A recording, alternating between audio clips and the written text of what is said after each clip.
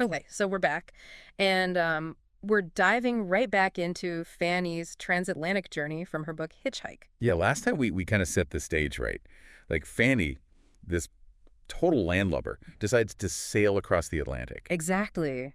Yeah, she'd never really sailed before this. So brave. Right. And I think a lot of people have this very like romanticized image of sailing, like just calm waters and beautiful sunsets. Yeah, like total peace. Exactly. And Fanny's account is like, "Whoa, hold on a second. This is intense." He's the real deal. Yeah. So for this deep dive, we're gonna really get into the nitty-gritty of like her daily life on the boat. What were those actual challenges she was facing? Yeah, let's unpack those physical and mental hurdles she had to overcome, using her descriptions from the book Hitchhike. Okay, so one thing that really jumps out at you when you read Fanny's account is the sun. The sun. It's like relentless. It's not just, the direct sunlight, which is obviously strong, especially out on the open ocean, but she talks about how it reflects off the water and then off the white surfaces of the boat. Oh, wow. So it's like this amplified effect. Exactly. It's like this constant bombardment of sunshine, and it just sounds completely overwhelming. I mean, I can imagine even on a normal sunny day, if you're out on a boat for a while, it can get pretty intense, but this sounds like it was just day after day after day of this intensified sun exposure. Yeah, and it's interesting because you would think like, okay, you're out in the sun, you're getting a tan, but she talks about how she actually developed like a real aversion to the sun. Really? Wow. That's surprising. Yeah, she was like more tanned than she had ever been, but at the same time she was like, I hate the sun. That's a powerful statement. Yeah, and it kind of makes you think about those everyday things that we usually take for granted. Like how often do we really think about the impact of the sun on us? That's a good point. We just kind of go about our day. Right. And it's only when you're in a situation like Fanny's where you're just constantly exposed to it that you realize how powerful it can be. And maybe how much we need those breaks from it.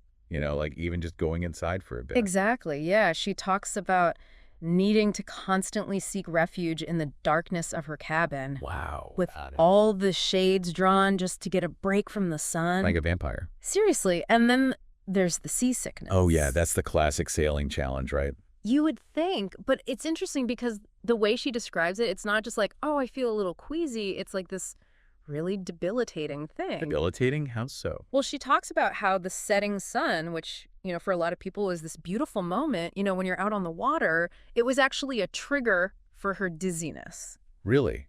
That's fascinating. Yeah, because as the sun would set, the horizon line would disappear. Oh, I see. And that horizon line was like her visual anchor. It was what helped her stay oriented. So without it, she felt completely disoriented. Exactly. She would actually get dizzy and feel nauseous as soon as the sun started to go down. It makes sense when you think about it. I mean, our inner ear and our eyes work together to help us keep our balance right. Right. So when that visual anchor of the horizon is gone, it can really throw things off. Especially on a moving boat. Yeah, she would literally watch the horizon until the very last moment of daylight. Wow. Almost like a ritual, like, okay, brace yourself. Here comes the nausea. Like she's steeling herself for battle. Exactly. And she tried to train her body to get used to the motion. That's what you hear you have to do, right? Like if you spend enough time on a boat, you'll eventually adjust. Well, it didn't really work for her. I mean, she talks about all these attempts, like trying to eat certain foods or do certain exercises. Yeah. And it just didn't really help. She was still getting sick all the time. Oh, no. Yeah, and she's very honest about the fact that even the anti-nausea pills and the wristbands, those acupressure wristbands, they only provided like minimal relief. They weren't a complete solution. So she's still dealing with this constant nausea. Yeah, and there's this really striking image that she describes where she talks about having this tan line from the wristband. Oh, wow. It's like this constant physical reminder of her struggle with seasickness. It's like a battle scar almost. Yeah, and she was also taking these daytime anti-nausea pills, but they made her really drowsy. Oh, no, that's a tough choice. Seasickness or sleepiness. Exactly, and it was this constant compromise, like, okay, do I want to be awake but feel sick? Or do I want to be sleepy but feel a little bit better? I don't envy her having to make that decision. Yeah, she eventually figured out a system where she would rely on the horizon as much as possible during the day to help with the nausea, and then at night she would just skip the pills and let herself be naturally tired. Makes sense. Yeah, it's interesting how the body kind of finds ways to adapt, right? Yeah, it's pretty remarkable when you think about it. Like our bodies are constantly trying to find a balance. And in her case, relying on that visual cue of the horizon was like this really clever way to work with her body's natural responses. That's like she hacked her own system. Exactly. And then on top of the sun and the seasickness, she also talks about these unexpected body aches. Really? Like what kind of body aches? Well, she describes it as like this constant engagement of muscles she didn't even know she had. Oh, wow. Because the boat is constantly moving, right? It's never truly still. Right. So her body is having to work all the time to maintain balance and stability. Even just standing still must have been a workout. Yeah, she compares it to like a continuous full body workout. That's wild. We often underestimate those subtle physical demands that our environment can place on us, Yeah. We think of like, oh, I'm just sitting here relaxing. But if you're on a boat that's constantly rocking and swaying. Your body's working overtime. Exactly. And it's not just the aches. There's also the constant threat to physical safety. Oh, right. Because you can easily fall or get injured. Yeah. If you're not careful. Yeah. She really emphasizes the importance of always holding on to something stable. Like all the time. Yeah. She says you can never just let your guard down because the boat can move so unexpectedly. And I bet it's even harder at night when it's dark. Oh, yeah. She has this funny anecdote about how she learned to be so careful. What happened? Well, early on in the trip, she had a few what she calls face-forward falls. Oh, no. Yeah, basically she would lose her balance and just go flying forward. Ouch, that sounds painful. Yeah, but she says it was a very effective way to learn. I guess it would be like trial by fire, literally. Right, and after a few of those falls, she was like, okay, I need to be way more careful. So did she stop falling after that? Pretty much, yeah. She got really good at anticipating the boat's movements and holding on to things. It's amazing how we can adapt to these challenging environments. And she also had to adapt her way of moving around the boat. Like how so? Well, she talks about these nighttime trips to the bathroom. Oh, yeah. I bet those were tricky in the dark. Yeah. At first, she would try to walk normally, but she quickly realized that was a recipe for disaster. Right. You could easily trip or lose your balance. Exactly. So she started crawling. Crawling. Like a baby. Yeah. She says it sounds ridiculous, but it was actually the safest way to get around. Function over fashion, right? Exactly. Safety first, and then somewhere around day 8 or 9, she starts talking about this feeling of monotony setting in. Monotony? Yeah, like this sense of everything being the same day after day. I can imagine. I mean, you're stuck on this boat in the middle of the ocean. Right, it's the same food, the same playlist, the same lack of personal space. And that constant blue everywhere she talks about. Right, it's like sensory deprivation in a way. Yeah, your brain is craving some novelty, some change. And on top of all these physical challenges, there's the mental aspect. Oh, yeah. Being out at sea for that long can really mess with your head, right? Exactly. And she talks about how the crew warned her about this. They said, like, be prepared for emotional instability. Oh, really? Yeah, they said it's very common for people to start feeling really down or anxious or irritable when they're at sea for extended periods. It makes sense, though. You're isolated. You're sleep deprived. You're constantly being challenged physically. And you're out of your comfort zone big time. So how did she cope with that? Well, she talks about this conscious effort to avoid negative thoughts. She calls it redirecting focus. Redirecting focus. That's interesting. Like whenever she felt herself starting to spiral, she would try to focus on something else. Like what? Like a task on the boat or a memory or even just like the feeling of the wind on her skin.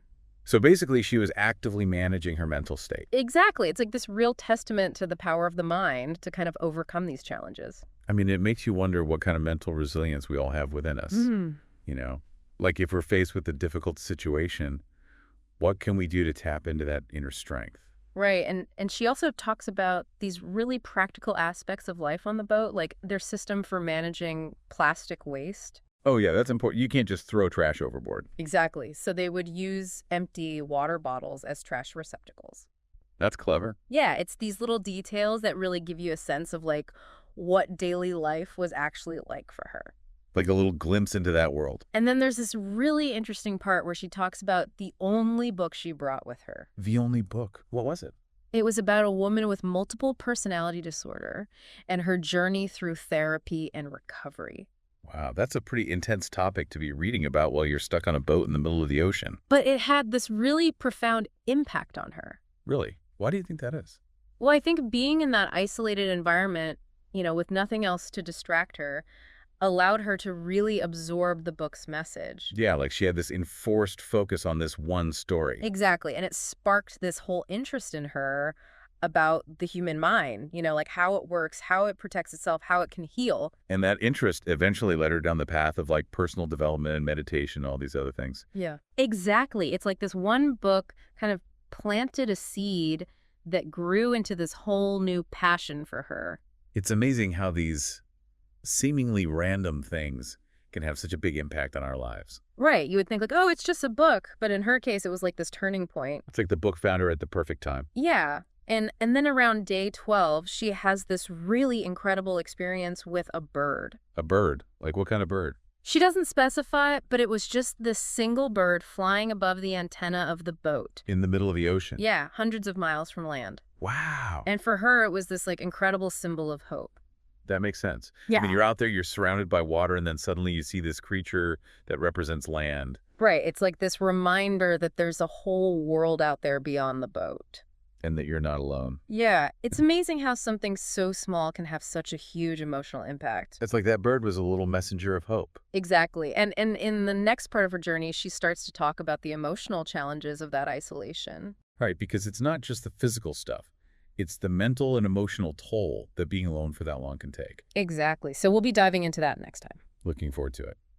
So to kind of recap what we've learned about Fanny's journey so far, she's facing this relentless environment with the sun and the constant motion of the boat. Leading to seasickness and unexpected body aches. Right, and then there's this monotony that starts to set in and this real need to actively manage her mental well-being. But then there are these moments of surprise, like the impact of that one book. And the symbolic power of that bird. It's like these unexpected events that can sometimes shape our experiences in the most profound ways. It really makes you think, how would you cope with these kinds of challenges? What would you draw on to get through it? Right. What kind of inner strength and resilience do we all have within us?